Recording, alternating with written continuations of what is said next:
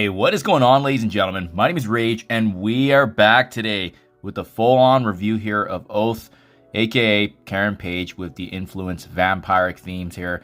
She is officially coming to the game today, so you can expect her red stars to be available. You can expect the offers coming in, but I want to talk real quickly, guys, why you shouldn't be investing in this character, and more importantly, what my game plan is going to be in terms of her being added to the game. Will I be using power cores? I'm going to go over all that, but first and foremost, guys, before I do, I just want to quickly give you an update here in regards to my NIGHTSTALKERS team. So this is currently where I have them built up right now. Blade, as you may have seen in my past video, used power cores to directly unlock him last week. Agatha Harkness and Moon Knight have been slowly getting worked on. Now, I will say this three-piece doesn't do anything right now. It does feel like they're missing something. Even when I add in a character like Val, I've added in Mephisto, this team still has a hard time functioning.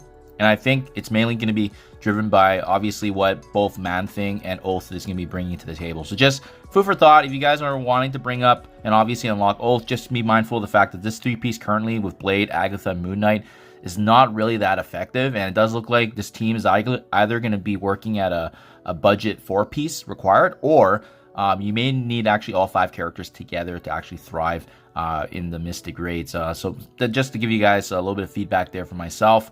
And for that reason too, you may also want to be considering, you remember, like Odin's, in Dark Dimension 8, he's also a Mystic character, same with Mephisto. So if you are very close to unlocking those characters within, I would say, the next couple months, to be honest, I don't know if this NIGHTSTALKER team is going to be needed. So it really just depends on where your account is. If you're a newer player, mid-game, transitioning to the end game, I think this is definitely a team that you can focus on in the next few months, especially hopefully that their farmability and their free-to-play event obviously comes sooner rather than later. So let's get started, guys. What is Oath or Karen Page going to offer to the team dynamic? We're going to be taking a look at her skills. We're going to be taking a look at the T4s, as well as what her potential ISO-8 is going to be. So, Sanguine Strike, attacking the primary target for piercing damage. In addition to that, she does apply bleeds. In raids, she has a 50% chance to actually apply exposure. This is probably going to get bumped up as we see the level getting increased here. When forced to attack an ally, this character does not apply exposure to the fellow NIGHTSTALKER character. So that is a nice little kind of mitigation right there. So that way exposure isn't getting casted on our team when we're up against an endgame enemy, Thanos, right? For him to generate billion energy. As we level this ability up, the piercing damage does go up. Heal block is also getting applied. And finally, T4 upgrade here, always applying exposure. So this is a no-brainer. Obviously, you get a lot of value from just making sure that this actually lands the exposure. So for sure, this is a T4 upgrade, especially if you're planning to bring her up with the rest of the NIGHTSTALKERS team. Blood Charge is her special. She's going to be stealing HP from primary and distributing her back to herself. This also bypasses the heal block, which is nice. And what's notable is that, again, each and every one of her abilities do have piercing. So it's really nice to see that additional uptick in damage. There's going to be a bleed mechanic also getting applied to adjacent enemies. There's an ability block that gets added to this ability. And as well, in Raid specifically, it actually does get bumped up to 40% on the primary target. So additional bleeds also getting applied. And then finally, what you're getting out of the T4 upgrade here is the ability block lasting for 2 full turns, and the heal block actually landing on primary and all impacted adjacent enemies. So once again, a very strong upgrade here. I would recommend it only if you're building this character up. And what's nice about this upgrade here is that it applies to just beyond even just the intended game mode, which is raids, right? She's going to have some value, plug and play, especially any kind of character with ability block. It's great for crowd controlling, Dark Dimension, and so forth. Her ultimate is Cardiac Assault, attacking all enemies for piercing damage. And once again, similar to the basic, there's also an exposure mechanic to this ability. So she's also going to be doing an extra 20% damage against enemies with safeguards. So that's very interesting. We don't see that often in the game. And then once again, we see the piercing and the bleed being consistent in her ability. So leveling this up, this is obviously going to increase the potency of it. Another heal block here, but it does only in raids, this expands to all enemies. So you're going to get some really devastating value in the raid setting, especially since enemies can't heal up. And then lastly, this T4 is only going to be applicable and recommended if you're planning to use her outside, exclusively in raids and not outside in other game modes. So you can see here, she's adding an additional bleed and trauma to the primary target, and as well, 3 bleeds and 3 traumas to all other enemies. So this just completely cripples a team. But again, I think this is kind of what we're missing right now in my attempts anyways when I'm going through the Mystic Raids, is that it just doesn't feel like they have enough impact.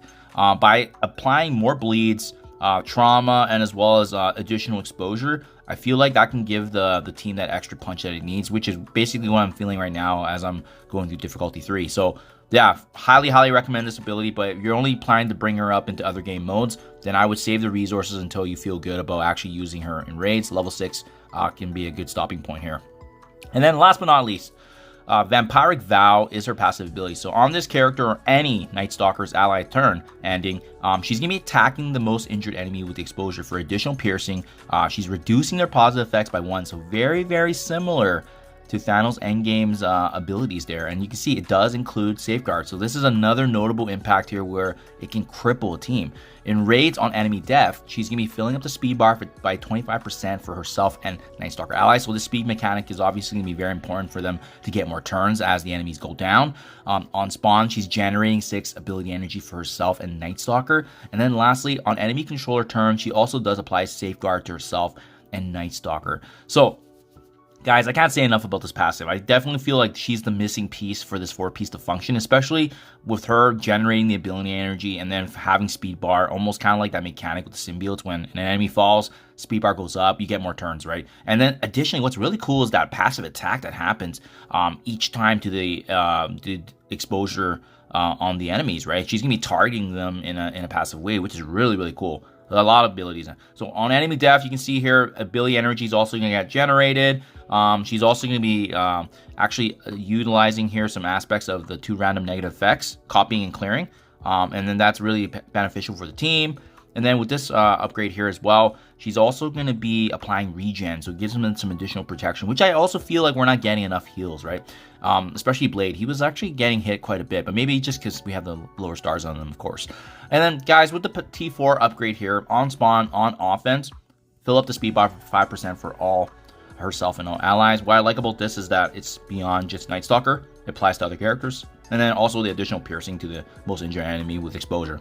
So really pivotal piece. I definitely feel like she's going to be, I think the 4-piece will work. Now that I've had a chance to fully review this, this may actually work even without Man-Thing. So it's going to be interesting to see. But there you guys have it. I would highly recommend actually upgrading all her abilities for the T4s. I think what's going to make sense at the end of the day is actually going to be using an ISO-8 striker or a raider on her, because it's going to function very similar to how Val functions with Val using the striker on the basic attack. In case Oath or Karen Page misses the exposure apply, she gets another second chance, and if she can land the basic ability, that exposure can land, and then that's gonna be very pivotal because she's gonna get the passive attacks. And again, like the value that she's gonna be giving to the team is massive, guys. So definitely exciting to see his character.